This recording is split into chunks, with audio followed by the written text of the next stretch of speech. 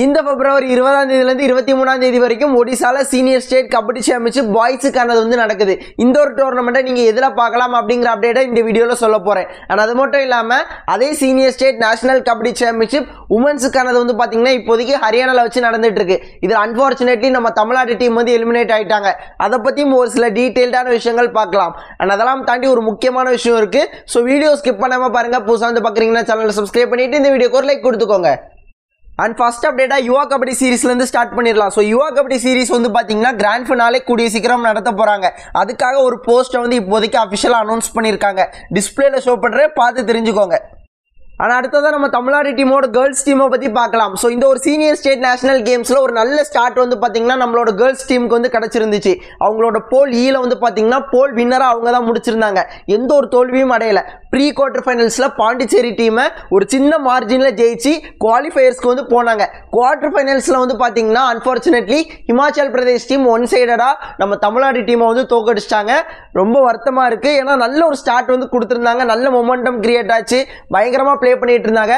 But unfortunately ஒரு match தோத்தனால மொத்தமாக போச்சு.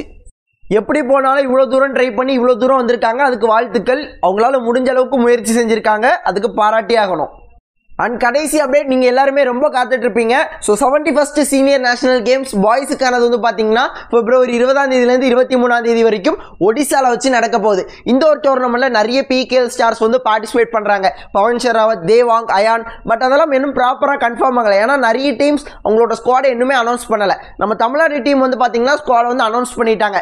எல்லா அப்டேட்ஸும் நம்ம சேனலில் கொடுத்துருவோம். மறக்காமல் நம்ம சேனலில் சப்ஸ்கிரைப் பண்ணி வச்சுக்கோங்க.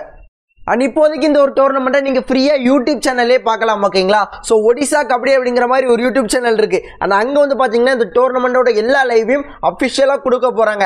நீங்கள் ரேண்டமாக போய் யூடியூப்பில் சர்ச் பண்ணி பார்க்குறீங்க அப்படின்னா ரொம்ப கஷ்டமாக இருக்கும். ஸோ நீங்கள் என்ன பண்ணுறீங்க அப்படின்னா இந்த வீடியோட கீழே வாட்ஸ்அப் சேனலோட லிங்க் கொடுத்துருக்கேன். ஸோ அதை தொட்டுட்டு போய் எங்கள் ஃபாலோ பண்ணிக்கோங்க. அண்ட் அங்கே வந்து பார்த்தீங்கன்னா இந்த ஒடிசா கபடி இந்த டோர்னமெண்ட்டை லைவாக நடத்தும் தெரியுமா? ஸோ அந்த ஒரு யூடியூப் சேனலோட லிங்க் அங்கே வந்து கொடுத்துருக்கேன். மறக்காமல் தொட்டுட்டு போய் சப்ஸ்கிரைப் பண்ணி வச்சுக்கோங்க. இந்த டோர்னமெண்ட்டை நீங்கள் ஃப்ரீயாக யூடியூப்லேயே பார்க்கலாம். நெட் இருந்தால் மட்டும் போதும்.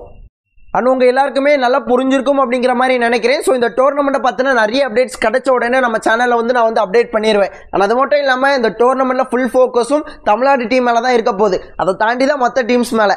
ஸோ ரெகுலராக நம்ம சேனலை வந்து ஃபாலோ பண்ணி சப்ஸ்கிரைப் பண்ணி வச்சுக்கோங்க. எல்லா அப்டேட்ஸும் நம்ம சேனலில் ரெகுலராக கொடுத்துருவோம். அண்ட் அவ்வளோ நண்பர் வீடியோ. ஸோ இவ்வளோ நேரம் வீடியோ ஸ்கிப் பண்ணாமல் பார்த்தா உங்கள் எல்லாருக்குமே நன்றி. இதே போல் நல்ல வீடியோவில் நாளைக்கு பார்க்குறேன். இது வரைக்கும் tata, bye bye, see you நண்பா.